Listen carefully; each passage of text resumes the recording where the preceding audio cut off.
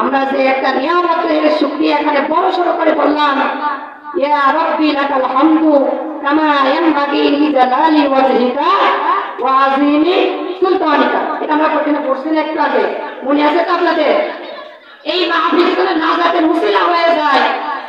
আমি একটা হাদিস বলেছি, হাদিসটা হলো আখলিস দীনাকা ইয়াকফিকা আমালুল কলিল।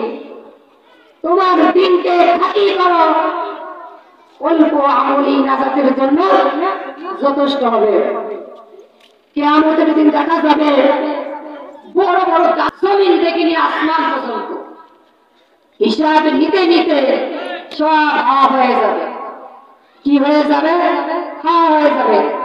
হাওয়াই মিঠা ছিলেন আপনারা? হাওয়াই মিঠা এই যে ঘুরায়া ঘুরায়া যেগুলো গেছে, ওইগুলো কিছুক্ষণ রাখার পরে কিন্তু খোঁজই পাওয়া যায় না। তাকে কি অনেক বড়, কিন্তু আস্তে আস্তে কি হয়ে যায়? হাওয়ার সাথে মিশে যাওয়ার মতো একটা চেষ্টা। তো ওই কিয়ামতের দিন দেখা যাবে কত নামাজি নামাজ পড়তে পড়তে যৌবনটা শেষ করে দিয়েছে। আবার কিছু কিছু লোক আছে দেখবে যৌবন কালে আকাম কুকাম করে বেলাইছে, এখন মসজিদে আইসে খুব নামাজি ঢং করে, আছে কি নাই? যুবক ভাইদেরকে ইচ্ছা মতো ঝাড়ি চূড়া মারে, বাচ্চাদেরকে ঝাড়ি চূড়া মারে, খুব নামাজি ওরা। পিছনে যায় দেখেন তার জীবনে নামাজ তো দূরের কথা, ইবাদত কি জিনিস জানেই না। এখন এই বয়স হয়েছে, এখন কি করবে?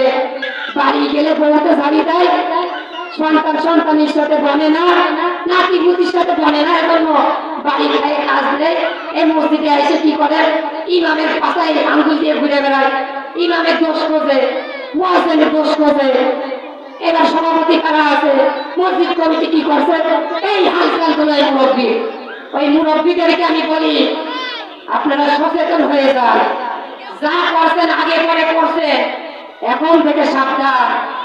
আপনি এখন আপনার নামাজ কবুল হচ্ছে কি হচ্ছে না সেটা জানি না, কিন্তু ওই যুবক বয়সে যেই বয়সের ইবাদত আপনি জমিনে চেষ্টা দিলেই সঙ্গে সঙ্গে কবুল করে নেবে আল্লাহ, সেই যৌবনকালের ইবাদত তুই এখন একজন ইবাদত করতে হাঁটুতে ব্যথা, মাজায় ব্যথা, চলতে পারে না, এখন এসে চেয়ারে আসে নামাজ পড়ে। কি করে? চেয়ারে দাও, আমি অমুক মিয়া, চেয়ারে দাও। আরে বেটা, যে যুবককালের নামাজ তুমি কাজা করেছো সেইগুলো আগে আল্লাহর কাছে কিভাবে বিচারের কাজ করাই দাঁড়াবা, সেইগুলো ভেবে চিন্তা তুমি ইমাম মুয়াজ্জিনের পিছনেও রাখবা। ঠিক না বলো? এরা ভয় পান নাকি? কোরআনের কথা বলতে গেলে যারা কোরআনের পক্ষে থাকে, যারা আল্লাহ ওয়ালা হয়ে যায়, যারা কোরআনকে ভালোবাসে, তারা জেল কেন ফাঁসির মঞ্চে দাঁড়িয়ে আল্লাহ পাক রব্বুল আলামিনকে খুশি করার জন্য ফাঁসির মঞ্চেও বাঁধে না, তারা পিছনে বাতিলের সামনে মাথা নত করে না, তারা কিভাবে আল্লাহকে খুশি করবে?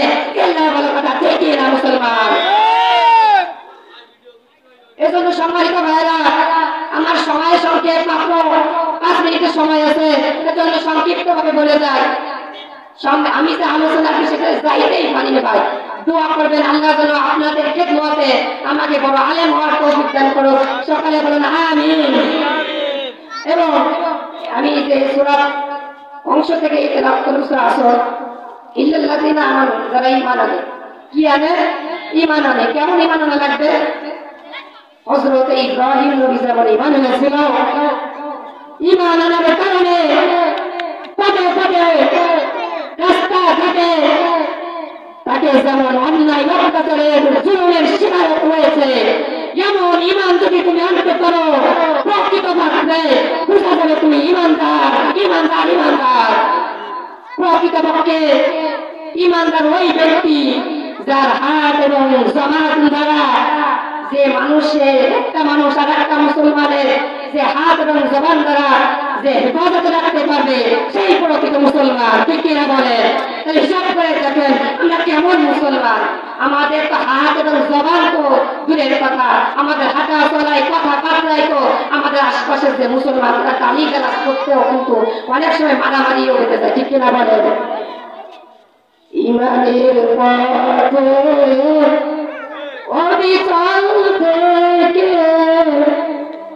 আমার মরণ যেন হয়, ইমান ইমানের পথে অবিচল থেকে আমার মন যেন হয় তোমারই কাছে মিনতি আমার মহামহিম দয়াময় ইমানের পথে অবিচল থেকে আমার মন যেন হয় চিল্লা বলুন আল্লাহুম্মা আমিন। আমরা কেমন মরণ চাই? ইমানের হালতে আমরা মরণ চাই। ইল্লাল্লাযিনা আমানু, যারা ঈমান আনে, ওয়া আমিলুস সালিহাত, আমল সালিহ করে। আমল সালিহ কি? ভালো ভালো যে আমলগুলো আছে সে আমলগুলো করে। এক নম্বর আমল, আল্লাহ পাক রব্বুল আলামিন সন্তুষ্টির জন্য কোরআন পড়া লাগবে। কোরআন না পড়তে পারলেও যারা কোরআন প্রেমিক আছে, যারা কোরআনের জন্য জেল কিন্তু ফাঁসির মঞ্চেও যায়, যারা কোরআনকে ভালোবাসে, এদের পক্ষেই থাকা লাগবে, এদেরকেই ভালোবাসা লাগবে। কোরআনের হাফেজদেরকে ভালোবাসা লাগবে, মাদ্রাসাগুলোকে ভালোবাসা লাগবে। এজন্য ইল্লাল্লাযিনা আমানু ওয়া আমিলুস সালিহাত, ভালো ভালো আমল করা লাগবে। ওয়া তাওয়াসাউ বিল হাক্কি ওয়া তাওয়াসাউ বিস সাবর, এবং পরস্পরের ভিতরে ভালো ভালো আমলগুলো আছে হকের উপরে থাকা লাগবে, হকের জবাব দেওয়া লাগবে। তা'মুরুনা বিল মা'রুফি ওয়া তানহাউনা আনিল মুনকার, সৎ কাজের আদেশ করো, অসৎ কাজগুলো জীবনে যা আছে ওই থেকে সরে গিয়ে দাঁড়াও। ওয়া তাওয়াসাউ বিল হাক্কি ওয়া তাওয়াসাউ বিস সাবর, বিপদ বালা মুসিবত যেটি তোমার উপরে আসুক না কেন, বিপদের সময় হতভাগা হওয়া যাবে না। বিপদের সময় আল্লাহ পাক রব্বুল আলামিনের উপরে সবর করা লাগবে। যারাই বিপদের সময় আল্লাহ পাক রব্বুল আলামিনের উপরে সবর করেছে, তারাই আল্লাহ পাক রব্বুল আলামিনের প্রিয় বান্দা বান্দী হিসেবে আল্লাহ পাক রব্বুল আলামিন তাদেরকে কবুল করে নিয়েছে। ঠিক কিনা বলেন? এজন্য যে বিষয় বললাম, আখলিস দীনাকা ইয়াকফিকা আমালুল কলিল, রাসূলের একটি হাদিস, তোমার দিনকে খাঁটি করো, অল্প আমলই নাজাতের জন্য যথেষ্ট হবে। সম্মানিত হাজিরিন ভাইরা, আমরা এই ছোট্ট হাদিসের উপরেই খেয়াল করবো। আখলিস দীনাকা ইয়াকফিকা আমালুল কলিল, তোমার দিনকে খাঁটি করো, অল্প আমলই নাজাতের জন্য যথেষ্ট হবে। আমরা তাহাজ্জুদ করতে না পারলেও প্রতিনিয়ত যে 5 ওয়াক্ত নামাজ আল্লাহ আমাদের উপরে ফরজ করে দিয়েছে, পিতা মাতার প্রতি যে হকগুলো রয়েছে, বান্দা বান্দি, পরিবার পরিজন, আত্মীয় স্বজন, পাড়া মহল্লার যারা রয়েছে, বন্ধু বান্ধব, সকলের হক আল্লাহ আমাদেরকে বুঝে শুনে আমল করার তৌফিক দান করুক। এবং যে 10টি আমল আকার রয়েছে, যেটা আমি আলোচনায় ছিল, আল্লাহ পাক রব্বুল আলামিন যদি অন্য কোনো দিন কবুল করে নেয়, সেদিন বলবো ইনশাআল্লাহ আমরা যতটুকু